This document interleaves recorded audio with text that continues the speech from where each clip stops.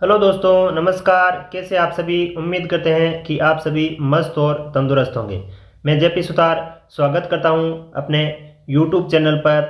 और आज अपने यूट्यूब चैनल की क्लास में हम पढ़ने वाले हैं प्रश्नावली 4, कक्षा 9 गणित विषय की प्रश्नावली 4 दो चरों वाले रैखिक समीकरणों का हम अध्ययन इस क्लास में हम करने वाले हैं। तो चलिए ज़्यादा देरी नहीं करते हुए स्टार्ट कर लेते हैं क्लास। इससे पहले अगर हमारे चैनल को सब्सक्राइब नहीं किया है तो चैनल को सब्सक्राइब, लाइक और शेयर ज़रूर कर दीजिए। अब हम अपने पैनल पर पहले स्लाइड में पढ़ने वाले हैं प्रश्नावली की प्रारंभिक बातें। ये प्रश्नावली किसी एक्सरसाइज यानी 4.2, 4.1, 4.2, 3, 4 से संबंधित नहीं है। ये प्रारंभिक प्रश्नावली है जिसमें हम समझेंगे इसमें एक्सरसाइजों में काम आने वाली सभी तथ्यात्मक बातों को। तो चलिए, एक चर वाले रैखिक समीकरणों का अध्ययन हमने पिछली कक्षा में कर लिया है। जैसे मान लीजिए एक चर वाली कोई समीकरण यहाँ पे हमें देखने को मिल रही है 2x + 5 = 0। 2x + 5 = 0 समीकरण है। इसमें चर राशि क्या आई है? x आई है, एक ही चर राशि आई है। अब एक ही चर राशि है, ऐसी समीकरण जिसमें एक ही चर राशि होती है उसका एक नियत मान होता है। जैसे 2x - 5, 2x के बराबर -5 आ जाएगा और x का मान जो है वो -5/2 हो जाएगा। ये एक अकेला ही मान एक चर वाली समीकरण का होता है। ऐसा हमने पीछे पढ़ा है। इस प्रकार दूसरी जैसे समीकरण है 8y - 72, 8y - 72 = 0। इसमें भी अगर हम y का यानी चर राशि का जो मान निकालना चाहें तो वो 72/8 आएगा। 72/8 मतलब हो जाएगा इसका मान 9। इस प्रकार से ऐसी समीकरण जिसमें एक ही चर राशि होती है उसका मान क्या होता है? नियत होता है, फिक्स होता है, एक यूनिक इसका उत्तर में प्राप्त होता है। क्योंकि हम जानते हैं कि एक चर वाले समीकरण का अद्वितीय हल होता है, जैसा हमने ऊपर लिखी हुई समीकरणों में देखा है। अब हम सीखेंगे दो चर वाले रैखिक समीकरणों का हल। तो चलिए, सेकंड पैनल में हम दो चर वाली रैखिक समीकरणों का हल कर लेने से पहले समीकरण की परिभाषा और उनके गुणों की थोड़ी चर्चा कर लेते हैं, ताकि आगे की प्रक्रिया या आगे के प्रोसेस को समझने में हमें आसानी रहे।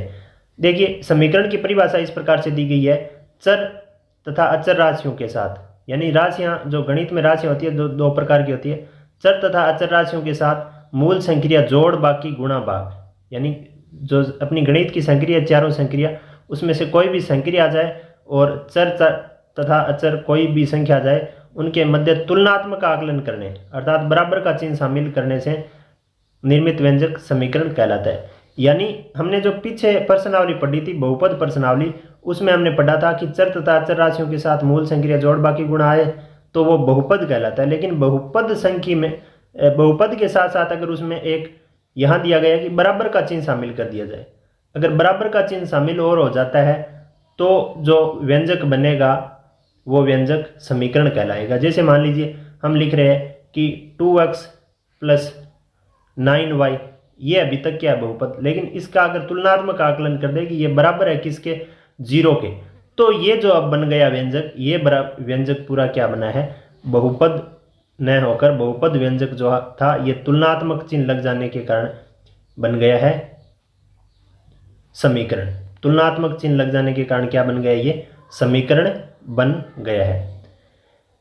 तो ये परिभाषा समझ लेने के बाद हम रैखिक समीकरण के कुछ विशेष गुणों के बारे में बात कर लेते हैं। सबसे पहला जो गुण है वो रैखिक समीकरण के दोनों पक्षों में समान संख्या जोड़ी या घटाई जा सकती है। जैसे कोई भी अपनी समीकरण होती है उसके बराबर का जो एक हिस्सा होता है LHS, लेफ्ट हैंड साइड और राइट हैंड साइड, जिसको वाम पक्ष और दक्षिण पक्ष कहा जाता है, उन पक्षों में कोई भी समान संख्या, यहाँ दिया गया है समान संख्या, वो संख्या क्या होनी चाहिए? समान संख्या हम जोड़ भी सकते हैं और घटा भी सकते हैं, उससे उस समीकरण में जो मान है वो परिवर्तित होने वाला नहीं है, परिवर्तित नहीं होता है। समीकरण के दोनों पक्षों में समान शून्यतर संख्या से गुणा या भाग किया जाता है। यहां ध्यान दीजिए, शून्यतर संख्या मतलब शून्य संख्या नहीं होनी चाहिए। शून्य संख्या से अगर आप गुणा या भाग करोगे तो वो क्या हो जाएगा? पूरा व्यंजक जो है वो शून्य हो जाएगा। तो शून्य के अलावा किसी भी संख्या से, चाहे वो धनात्मक हो, ऋणात्मक हो, दशमलव वाली हो, परिमेय, अपरिमेय, कैसी भी संख्या हो, उससे आप गुणा या भाग कर सकते हो, लेकिन शर्त है कि वो गुणा या भाग कहाँ पे कैसे होना चाहिए, दोनों पक्षों में होना चाहिए, समान संख्या होनी चाहिए और दोनों पक्षों में होनी चाहिए। शर्त यह है कि वो संख्या शून्य नहीं होनी चाहिए, शून्य से अलग संख्या होनी चाहिए, उसे आप गुणा या भाग करोगे तो उस समीकरण में कोई जो बदलाव है वो नहीं होगा। ये समीकरण की परिभाषा और समीकरण के विशेष गुणों को आप अपनी नोट कॉपी में उतार लीजिए, ताकि आगे की जो बातें हैं वो समझने में हमें आसानी रहे। और ये पूरी प्रश्नावली में अगर हमें प्रारंभिक जानकारी होती है तो हर बात से हमें फ़ायदा मिलता है। तो चलिए, विशेष गुणों को आपने उतार लिया है। अब हम आगे नेक्स्ट पैनल पर चलते हैं, जिसमें हम कुछ नई बात सीखेंगे। ये इस प्रकार से हम इस प्रश्नावली में देखेंगे कि परंपरागत तौर पर जो हमारे चर राशियाँ होती है वो अक्स और वाई प्रकट की जाती है। यानी इस प्रकार की गणितीय परंपरा रही है कि उसमें जो हमें चर राशि माननी होती है वो अक्स और वाई ही अधिकतर सिचुएशन में मानते हैं। ये जरूरी तो नहीं होता है कि अक्स और वाई माना जाए, लेकिन ये परंपरा ही ऐसी बनी हुई है मैथ्स में कि जो हमें कोई भी संख्या चर संख्या माननी होती है तो वहाँ पे हम अक्स और वाई को सबसे पहले प्रायोरिटी या प्राथमिकता देते हैं। अगर अक्स और वाई को परंपरागत तौर पर हम मान तो ए और बी भी सकते हैं, पी क्यू भी मान सकते हैं, आर एस मान सकते हैं, एस टी मान सकते हैं, कोई भी दो चर संख्या ए बी सी डी के सारे अक्षरों को चर के रूप में प्रदर्शित किया जा सकता है। लेकिन यहाँ परंपरा ऐसी बनी हुई है कि चर संख्या को हम सबसे पहले अगर प्राथमिकता के रूप में मानते हैं तो अक्स और वाई को मानते हैं। तो परंपरा रही है कि समीकरणों के चरों को अक्स और वाई द्वारा प्रकट किया जाता है। अतः जो समीकरण हमारी निर्मित होती है, मुख्य प्रारूपिक समीकरण जो हमारी बनती है वो A X plus B Y plus C बराबर 0 के रूप में व्यक्त किया जाता है। यानी किसी भी चर राशि, अक्स की चर राशि जैसे यहाँ पे दी हुई है, अक्स की चर राशि ए है और वाई की चर राशि गुणांक राशि, उसके गुणा में आने वाली अचर गुणांक, चर राशि अक्स का अचर गुणांक ए है और चर राशि वाई का अचर गुणांक बी है, और उसमें जो अचर व्यंजक है, अचर पद है वो सी के रूप में जुड़ रहा है, जो किसी का गुणांक नहीं है। इस रूप में समीकरण को प्रकट किया जाता है, ये व्यक्त किया जाता है। जहाँ ए और बी वास्तविक, ए बी सी वास्तविक संख्याएं, यहाँ अक्स और वाई का जो गुणांक आई है ए और बी, अक्स और वाई का जो गुणांक आई है ए और बी, ये संख्याएं 0 नहीं होनी चाहिए कभी भी। ये संख्याएं जो है वो 0 नहीं हो सकती। यहाँ पे ए संख्या और जो बी संख्या आई है वो 0 संख्या नहीं होनी चाहिए, क्योंकि 0 होगी तो ये पूरा व्यंजक क्या हो जाएगा, अचर व्यंजक बन जाएगा, जो समीकरण के अस्तित्व से बाहर हो जाएगा। तो ये शून्यतर संख्या होनी चाहिए, ए नॉट इक्वल टू 0 होना चाहिए और बी भी नॉट इक्वल टू 0 होना चाहिए। चलिए नेक्स्ट हम कुछ एक और बात कर लेते हैं, रैखिक समीकरण के हल के बारे में बात कर लेते हैं। एक चर वाली समीकरण का तो अद्वितीय हल होता है। अद्वितीय मतलब एक चर राशि का एक ही ऐसा मान होता है जो समीकरण को संतुष्ट करता है। लेकिन जो दो चर वाले समीकरणों के हल जो होते हैं वो अनंत हल होते हैं। क्यों? इसका कारण ये है कि दो चरों वाले रैखिक समीकरण के हल का तात्पर्य क्या है, अक्स और वाई के उन मान युग्म है जो समीकरण को संतुष्ट करते हैं। यानी अक्स और वाई यानी चर राशि, चर जरूरी नहीं अक्स और वाई हो, कोई भी समीकरण या व्यंजक में चर आ सकता है, लेकिन उन चरों का एक ग्रुप बन जाता है, युग्म बन जाता है जो उस समीकरण को संतुष्ट करते हैं। और ऐसे अनेक युग्म संभव है। वे सभी युग्म उस समीकरण के हल होते हैं। अतः हम कह सकते हैं कि दो चरों वाले समीकरण के अपरिमित रूप से अनेक हल होते हैं। देखेंगे आगे कैसे, जैसे मान लीजिए ऐसे अनेक कैसे युग्म हो सकते हैं जो समीकरण को संतुष्ट कर सकते हैं। तो चलिए मान लीजिए इसी बात को हमने दोबारा से लिख लिया कि दो चरों वाले समीकरण के हल का तात्पर्य क्या है, अक्स और वाई चर अक्स और वाई, यहाँ पे हम परंपरागत तौर पे ले रहे हैं। परंपरा है कि अक्स और वाई लिया जाता है, अन्यथा कोई भी चर यहाँ पे लिया जा सकता है। मानों का युग्म है जो समीकरण को संतुष्ट करते हैं तथा ऐसे अनेक युग्म संभव है। अतः हम कह सकते हैं कि दो चरों वाले रैखिक समीकरण के अपरिमित रूप से अनेक हल होते हैं। अपरिमित रूप से अनेक हल होते हैं किसके? दो चरों वाले रैखिक समीकरण के। आइए जानते कैसे। अब देखिए हम इसको जानेंगे कि कैसे होता है, इसको कैसे समझेंगे। मान लीजिए कि अपने पास कोई समीकरण है 3x plus 2y is equal to 12, ऐसी कोई समीकरण अपनी मर्जी से हम ले सकते हैं। इस समीकरण में हमें दो चर राशियां दिख रही है, इन दोनों चर राशियों के हम अलग अलग मानों का एक युग्म बनाएंगे। जैसे एक बार x का लेंगे, एक बार y का लेंगे। x और y के मानों का युग्म हम लेके अलग अलग चेक करेंगे कि ये युग्म जो है ये समीकरण को संतुष्ट कर रहे हैं या नहीं कर रहे। तो मान लीजिए कि हमने एक बार x का 0 ले लिया और y का अगर 6 ले लें, तो देखते हैं कि क्या यहाँ पे बनने वाला है। अब देखिए x का 0 लिया, इसका मतलब 3 इंटू 0 प्लस y का हमने कितना लिया 6 लिए, तो 2 इंटू 6 आ जाएगा इजिकल टू 12 आता है या नहीं आता है। तो ये तो बोडमास के नियम से पहले गुणा हो गया 0 हो जाएगा, प्लस ये 12 बराबर में 12, 0 प्लस 12 12 ही रहेगा, बराबर में 12 हमारी समीकरण में है। इसका मतलब ये जो हल आया है 0,6, ये हल इस समीकरण के लिए जो अपनी समीकरण है ना, ये समीकरण 3x प्लस 2y, इस समीकरण के लिए एक हल जो है वो क्या है 0,6 एक हल है।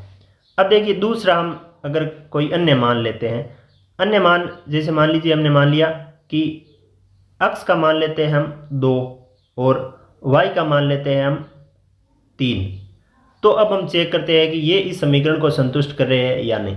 x का हमने कितना माना 2 माना, तो 3 गुणा 2, प्लस y का हमने कितना माना 3 माना, तो 2 गुणा 3 बराबर में क्या आया समीकरण में 12 है।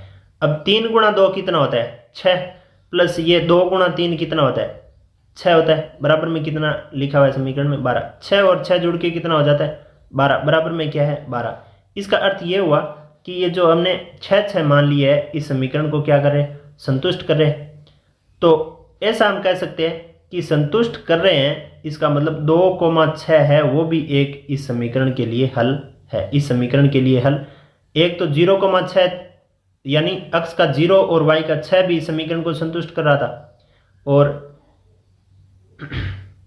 2,3 भी है वो इस समीकरण को संतुष्ट कर रहे हैं, तो ये भी इसका हल होगा। अब देखिए एक बार और हम चेक कर लेते हैं कि एक और क्या माने। जैसे मान लीजिए हम x का मान लेते हैं 4, x का 4 मान लेते हैं और y का मान लेते हैं 0। इस समीकरण को चेक करते हैं कि x का 4 और y का 0 मानने से क्या आता है, तो 3 इंटू 4 प्लस 2 इंटू 0 माना है बराबर 12 आ रहा है कि नहीं आ रहा है, संतुष्ट हो रहा है। ये बोडमास के नियम से पहले गुणा होके 12, ये 2 गुणा 0 होके 0 जुड़ जाएगा बराबर 12, तो 12 बराबर 12 यानी 12 इज इक्वल टू 12। ये भी एक प्रकार से ये जो 4,0 जो हल है वो इस समीकरण को संतुष्ट करता हुआ नजर आ रहा है। इसका अर्थ ये हुआ कि जो अपना मान आया है 4,0 ये भी इस समीकरण का एक क्या है हल है। ऐसे अनेक हल हो सकते हैं और भी है। अगर हम मान माने तो हम कैसे मान सकते हैं, देखिए एक अन्य जैसा ऐसा मान लेते हैं जो हल नहीं होता है। जरूरी नहीं कि अपनी तरफ से माने वो हल हो ही हो। जैसे मान लीजिए हमने x का मान लिया 1, x का मान कितना मान लिया 1 मान लिया, और y का मान लेते हैं हम 4, y का मान हम कितना मान लेते हैं 4। अब ये हल होगा नहीं, तो कैसे नहीं होगा देखो चेक कर लेते हैं। ये समीकरण को संतुष्ट करेगा नहीं तो हल होगा नहीं। देखिए कैसे, जैसे मान लीजिए x का कितना माना 4, 1 माना तो 3 गुणा 1, प्लस y का कितना माना 4 माना तो 2 के गुणा में कितना आ जाएगा 4 आ जाएगा, बराबर कितना है 12, बराबर कितना है 12। अब देखिए ये गुणा होके कितना आ जाएगा 3, प्लस ये गुणा होके कितना आ जाएगा 8, बराबर में कितना है 12। ये 3 और 8 जुड़ के 11 बराबर 12। इसका मतलब तो ये हुआ कि ये समीकरण यहाँ पे हमें संतुष्ट होती हुई नजर नहीं आ रही, ये बराबर नहीं है। इसका मतलब ये जो हल है ना ये हल नहीं है, ये समीकरण के लिए हल नहीं है, तो ये हल लिखेंगे नहीं। लेकिन हमारे पास जो हल आए वो 2-3 आए, उनको हमने चेक किया, तो ये अपरिमित रूप से अनेक हल इस प्रकार से हो सकते हैं जो इस समीकरण को संतुष्ट करने वाले होंगे। उम्मीद करते हैं कि ये बात आपको समझ में आ गई होगी। अब चलिए नेक्स्ट हम देखते हैं कि हमने क्या सीखा है। हमने सीखा कि दो चरों वाले रैखिक समीकरण के अपरिमित रूप से अनेक हल होते हैं। जैसे अभी हमने यहाँ पे देखा था, एक समीकरण ली थी 3x + 2y = 12 का हमने हलों का युग्म देखा। वो अनेक हल ऐसे थे जो चर राशियों के युग्म के रूप में थे। तो 3 तो हमने लेके चेक किए थे, और भी हो सकते हैं। चलिए, इस बात को समझ लेने के बाद हम दो चरों वाले रैखिक समीकरणों के आलेख के बारे में बात करेंगे। दो चरों वाले रैखिक समीकरण का आलेख बनाने के लिए हमें जो चर के मान युग्म आते हैं उनको ग्राफ पेपर पर निर्देशांक के रूप में दर्शाना है, तथा जो दो बिंदु आएंगे उनको एक रेखा द्वारा मिला देना है। तो वो क्या कहलाएगा? आलेख निर्माण कहलाएगा। जैसे आलेख का तात्पर्य होता है ग्राफ। ग्राफ बनाने के लिए सबसे पहले हमें क्या करना होता है? ग्राफ बनाने के लिए हमें एक समीकरण हमारे पास होनी चाहिए। जैसे हमने x + y = 6 एक समीकरण ले ली। इस समीकरण में ऐसे के कौन से मान युग्म है जो इस समीकरण को संतुष्ट कर रहे हैं? तो यहाँ पे अगर x का 1 और y का 5 हो तो ये समीकरण को संतुष्ट करते हुए नजर आने, क्यों? 1 + 5 = 6 होता है। अगर x का 3 और y का 3 हो तो भी ये समीकरण को संतुष्ट करते हुए नजर आ रहे हैं। ऐसा हमने दो बिंदु इसके ज्ञात कर लिए जो इस समीकरण को संतुष्ट कर रहे हो। अब हमें क्या करना है? x के लिए एक रेखा खींचनी है, जैसे स्केल की सहायता से यहाँ पे आपको नजर आ रही होगी इस प्रकार से, और इस पे दोनों तरफ एरो का चिन्ह लगाना है ताकि ये अनंत तक बढ़ती हुई हमें प्रतीत हो रही होगी। और एक y के लिए ऊर्ध्वाधर रेखा खींचनी होती है, और इन रेखाओं पे समान अंतराल से एक पैमाना, उचित पैमाना लेकर संख्याएं दर्शानी है, जिससे ये संख्या रेखाएं बनती हुई हमें प्रतीत हो जाएगी। और जो क्षैतिज रेखा है हॉरिजॉन्टल, उसको x डैश नाम देना है, जैसे आप स्क्रीन पर देख रहे हो। और ऊर्ध्वाधर है जो वर्टिकल, उसको y डैश नाम देना। जहाँ पे प्रतिच्छेदित तो ये मूल बिंदु होता है ओ ओरिजिन, तो इसको हम ओ नाम से प्रदर्शित कर देंगे। और ग्राफ पेपर में जिस प्रकार की छोटी छोटी लाइनें होती है, ऐसी लाइनें में स्केल की सहायता से हर पैमाने पर, हर इकाई दूरी से इस प्रकार से ग्राफ पेपर के संबंधित लाइनें खींच देनी है स्केल की सहायता से। वो ज़्यादा गहरी नहीं होनी चाहिए, वो हर इकाई से संबंधित होनी चाहिए। एक एक करके ऐसे लाइनें हमें जो हॉरिजॉन्टल में खींची है, वैसे ही हम वर्टिकल में भी इस प्रकार से संख्याएं खींच देंगे। अब हमारे पास जो एक बिंदु आया 1, 5, उसको हम 1,5 वाले स्थान पर, यहाँ पे हम 1,5 वाले स्थान पर इस बिंदु को दर्शा देंगे। और 3,3 वाले स्थान पर 3x का और 3y का, यहाँ पे हम 3,3 को दर्शाएंगे, और यहाँ पे हम 1,5 को दर्शा के मिलाने के बाद इस ग्राफ का निरूपण हम किया हुआ साबित कर देंगे। देखिए 1,5 जैसा आप स्क्रीन पे देख रहे हो, 1,5 पे एक डॉट लगाएंगे हम पेंसिल की सहायता से, और 3,3 पे इस प्रकार से डॉट लगाएंगे। जो 1,5 के लिए है x1 और y5 के लिए, उस पे 1,5 लिख देंगे, और 3,3 वाले पे 3,3 लिख देंगे, और दोनों को स्केल की सहायता से इस प्रकार से मिला के हम ग्राफ या निरूपण कर देंगे। और सब उसके साथ हम उस संख्या रेखा पर वो समीकरण लिख देंगे जिस समीकरण के लिए हमने ये रेखा खींची है या ये ग्राफ बनाया है। अब चलिए नेक्स्ट जो अपना पैनल है, इसमें हम आगे की बात कर लेते हैं। कुछ तथ्यात्मक बातें जो थ्योरेटिकल रूप से हैं वो हमें सिर्फ पढ़नी है और समझनी है, जैसे ग्राफ और समीकरण की विशेषताएं। सबसे पहली विशेषता है कि प्रत्येक बिंदु उसके जिसके निर्देशांक समीकरण को संतुष्ट करते रेखा एपी पर स्थित होते हैं। यानी जो समीकरण को संतुष्ट करने वाले युग्म होंगे वो उसके ग्राफ या निरूपण पर रेखा पर बिंदुगत स्थिति पे होंगे। दूसरी है संगत रेखा एबी पर स्थित प्रत्येक बिंदु एबी से संगत समीकरण का एक हल x = a तथा y = b प्राप्त होता है। जैसे हमने पीछे जो ग्राफ पढ़ा, उस ग्राफ का जो प्रत्येक बिंदु होता है, उस जो रेखा पर जो आने वाले बिंदु है, वो बिंदु उस समीकरण को संतुष्ट करेंगे। और उस बिंदु में जैसे मान लीजिए 3,2 आ गए, इसका मतलब x के बराबर 3 है और y के बराबर 2 अगर हम उस समीकरण में रखें तो वो समीकरण संतुष्ट हो जाएगी। अगर दूसरा बिंदु 1,1 आ गए, इसका मतलब x के बराबर 1 और y के बराबर 1 रखेंगे तो वो उस समीकरण को संतुष्ट करेंगे। ऐसा ये दूसरा पॉइंट लिखा हुआ है। अब देखिए, अब कोई भी बिंदु जो संगत रेखा पर स्थित नहीं होगा वो समीकरण का हल नहीं होगा। इन दोनों बातों में समानता है। जो संगत रेखा पर स्थित होगा वो तो हल होगा, और संगत रेखा पर स्थित नहीं होगा वो हल नहीं होगा। ये तीनों बातें हमने पढ़ ली। अब देखिए एक विशेष नोट के रूप में बात है कि दो चरों वाले रैखिक समीकरण का आलेख प्राप्त करने के लिए हमें दो हल होते हैं उनके संगत बिंदु को अंकित करने से रेखा अंकित करके रेखा मिला देना पर्याप्त है। जैसे हमने पीछे दो हल लिए थे, एक तो 1,5 लिया था और एक 3,3 लिया था, इसे ग्राफ निरूपण हो गया था। लेकिन यहाँ एक टिप्पणी ऐसी लिखी हुई है, फिर भी उत्तम यह है कि 2 से अधिक बिंदु प्राप्त करके रेखा खींचे जिससे उत्तर की शुद्धता हमें अधिक प्राप्त होगी। अगर हम 2 बिंदु लें तो ग्राफ तो बन सकता है, लेकिन यहाँ एक निर्देश दिया जा रहा है कि 2 से अधिक बिंदु लीजिए ताकि जो प्रश्न की जो उत्तर की जो क्वालिटी है वो और अच्छी रहेगी, यानी उत्तर में जो सार्थकता है वो बहुत ज़्यादा होने वाली है। अब देखिए एक बात हम और कर लेते हैं, एक घात वाले रैखिक बहुपद समीकरण। एक घात वाले बहुपद समीकरण जैसे हमने ये माना था, एक घात वाली कोई बहुपद समीकरण है ax + by + c = 0 को रैखिक समीकरण कहा जाता है क्योंकि इसका ज्यामितीय निरूपण एक सरल रेखा होता है। जैसे हमने इस प्रकार की एक समीकरण ली थी x + y = 0 वाली, x + y = 6 वाली समीकरण ली थी, उसमें जो ग्राफीय निरूपण किया था वो एक रेखा के रूप में आया, इसीलिए इस बहुपद को रैखिक समीकरण कहा जाता है। इस बहुपद को क्या कहा जाता है? रैखिक समीकरण, या इस व्यंजक को रैखिक समीकरण कहा जाता है। y = kx के रूप में समीकरण का आलेख एक सरल रेखा होता है जो सदैव मूल बिंदु से होकर जाता है। यदि बिंदु के निर्देशांक x, 0 यानी x, 0 मतलब y का मान 0 हो और x का मान बदल के आए तो कार्तीय तल पर प्राप्त होने वाली रेखा y x के समांतर होगी।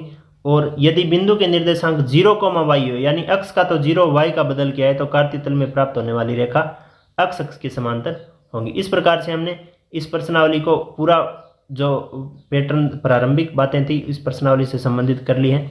अब हमारी जो क्लासें होंगी वो क्लासें इनके जो बिंदुगत एक्सरसाइज है 4.1, 4.2, 4.3 और 4.4 के बारे में होगी, वो अपने जो साधारण बोर्ड है उस पे होने वाली है। आपने इस क्लास को पूरा देखा, इसके लिए आपका बहुत बहुत धन्यवाद। Thanks for watching and finally if you like this video please help me to grow my channel as well. Just like and share this video to your friends and family and press bell icon after subscribe my channel. Thank you so much for watching this complete class video. Thanks.